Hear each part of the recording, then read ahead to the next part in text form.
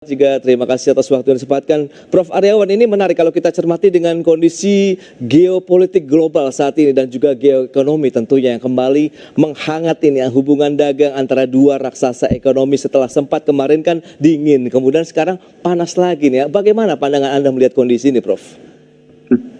Iya, terima kasih Mas Pras dan pemirsa IDX Channel. Tidak henti-hentinya ya kalau kita bicara soal hubungan antara Amerika Serikat dan Tiongkok, terutama dalam kaitannya dengan dalam tanda kutip perang tarif lah. Karena ini sesuatu yang sebetulnya sempat mereda, lalu eskalasi naik lagi, mereda lagi, naik lagi, dan sebagainya. Ya. Dan memang saya sudah prediksi ini sejak tahun mungkin 2009-2010 lah, bahwa suatu hari dua kekuatan ini akan saling berlomba untuk pengenaan tarif.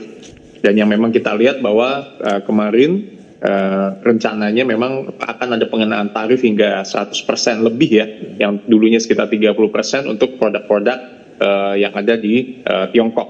Dan ini memang menandai bahwa Trump itu memang ingin membuat Tiongkok itu dalam tanda kutip mengikuti pola Trump dengan pengenaan tarif sama seperti ke banyak negara. Nah, dari China sendiri atau Tiongkok sendiri kan pasti tidak akan langsung dengan mudah untuk melakukan negosiasi one to one layaknya dengan beberapa negara.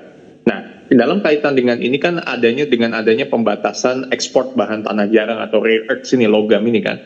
Ini sesuatu yang memang untuk Amerika pun juga penting sekali karena menjadi salah satu market yang terbesar, dan ini penting bagi usaha semikonduktor dan kendaraan listrik dunia atau EV. Pemainnya memang ada China, ada Vietnam, dan sebagainya. Tentu dengan adanya tekanan geopolitik yang semakin tinggi, ini akan mengubah sedikit banyak konstelasi di lingkungan negara-negara yang ada, baik di Asia maupun Eropa, dan beberapa negara belahan di Amerika. Nah, ketidakpastian trade policy ini yang bisa saya khawatir sampai seperti yang ada di tahun 2010. Kalau nggak salah di tahun 2010 waktu itu Tiongkok terkena katakanlah di pengadilan WTO berkaitan dengan sanksi dari pembatasan ekspor dan sebagainya. Yang pasti pembatasan ekspor itu jangan sampai melanggar WTO rules yang memang seharusnya sudah dilakukan oleh banyak negara.